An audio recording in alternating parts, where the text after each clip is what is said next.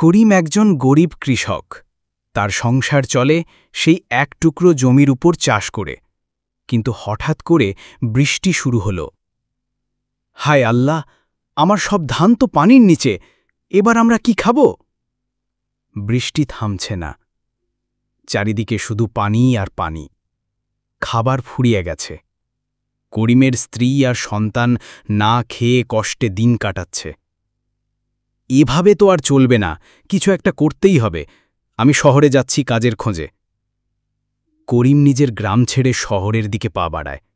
মন ভরা কষ্ট, কিন্তু চোখে আশার আলো। কাজ আছে ভাই, আমি গরিব মানুষ, যা দেন করি। অনেক খোঁজাখুঁজির পর করিম একটা চায়ের দোকানে কাজ পেয়ে যায়।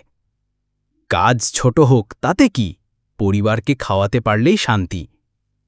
করিমের শ্রমে তার পরিবার আবার একটু স্বস্তির নিঃশ্বাস ফেলে। ঘুরে দাঁড়ায় তার জীবন। এবার আবার নতুন করে শুরু করব। যতদিন বেঁচে আছি লড়াই চালিয়ে যাব।